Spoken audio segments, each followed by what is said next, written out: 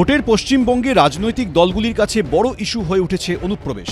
তারই মধ্যে চলছে এসআইআরের শুনানি পর্ব। এই আবহেই বুধবার দক্ষিণ 24 পরগনার বারুইপুরের খাসমল্লিক থেকে প্রচুর পাসপোর্ট সহ দুজনকে গ্রেফতার করল বারুইপুর থানার পুলিশ। পুলিশ সূত্রে খবর, ধৃতদের মধ্যে একজন মেহবুব মোল্লা, তার বাড়ি দক্ষিণ 24 পরগনার মগরাহাটে। অন্যজন প্রীতম বসু, তার বাড়ি নরেন্দ্রপুরে। উদ্ধার হয়েছে ভিন রাজ্যের বহু বাসিন্দার পাসপোর্ট। স্থানীয় সূত্রে খবর, মাসখানেক আগে বারুইপুরের খাসমল্লিকের নির্জন এই এলাকায় জাহাঙ্গীর লস্করের বাড়ি ভাড়া নিয়েছিলেন ধৃত দুজন। জায়গাটা প্রথমে একদম চারিদিকে গাছ রয়েছে, এরই মাঝে দুটো বাড়ি রয়েছে। এর মধ্যে এই যে বাড়ি, এটা এখানেই গতকাল পুলিশ আধিকারিকরা আসেন, তল্লাশি অভিযান চালান। দুজনকে এখান থেকে পুলিশ আধিকারিকরা অ্যারেস্ট করে নিয়ে গেছেন। বাড়ির বাইরে এই মুহূর্তে তালা বন্ধ অবস্থায় রয়েছে। এরা কতদিন ভাড়া নিয়েছে আপনাদের থেকে? 6-7 মাস হবে। আপনারা জানতেন যে এরা এইসব পাসপোর্ট না না না, আমরা এই বিষয়ে কিছু জানতাম না। স্থানীয়দের দাবি, নির্জন এলাকা হওয়ার সুবাদে অনেকেরই যাতায়াত ছিল ওই বাড়িতে। আমরা জানতে পারিনি কোনো সময় যে ও এরকম ভাবে কোনো কাজ বাজ করে। বাইরের লোক তো প্রায় আসতো, প্রায় মেয়েরা ঢুকতো, ছেলেরা ঢুকতো। আমরা জানি যে উনি কোনো ভালো কাজ বাজ করে। এবার ফোনে সারাক্ষণ কথা বলতো, কন্টিনিউয়াসলি। নিয়েছিল একজন ভাড়া আলটিমেটলি, এবার থাকতো 3-4 জন। কিভাবে দুজনের হাতে এলো ভিন রাজ্যের বাসিন্দাদের পাসপোর্ট?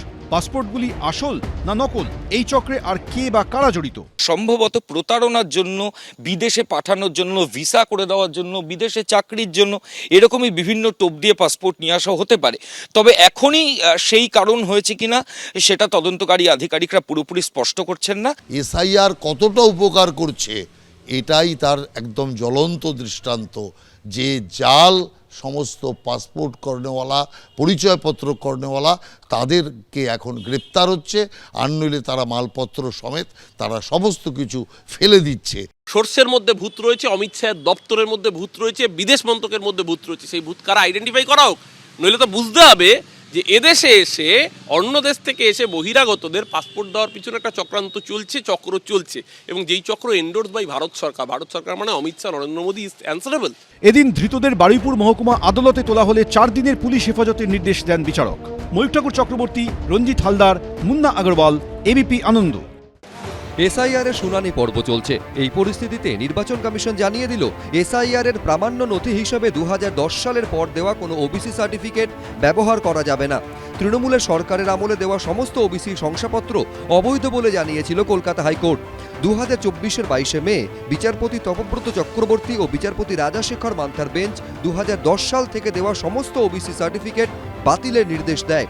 পাশাপাশি আদালত স্পষ্ট করে দেয়, 2010 সালের পর যাদের ওবিসি তালিকাভুক্ত করা হয়েছে তারা ভবিষ্যতে এই শংসাপত্র ব্যবহার করে কোনো ধরনের সংরক্ষণের সুবিধে পাবেন না। সেই রায় হাতিয়ার করে নতুন নির্দেশ দিল নির্বাচন কমিশন। কলকাতা হাইকোর্টের নির্দেশে বাতিল হওয়া সার্টিফিকেট এসআইআর এর জন্য ব্যবহার করা যাবে না। জেলা নির্বাচনী আধিকারিকদের একথা জানিয়ে দিল নির্বাচন কমিশন। ভারতের নির্বাচনী পরিকাঠামো বলে ইনক্লুসিভনেস হচ্ছে ভারতীয় গণতন্ত্রের মূল আধার। সেখানে এই নির্বাচন কমিশন কাজটা করতে চাইছে এক্সক্লুসিভনেসে, অর্থাৎ যত বেশি সংখ্যক মানুষকে ভোটারের আওতা থেকে বাদ দিয়ে দাও।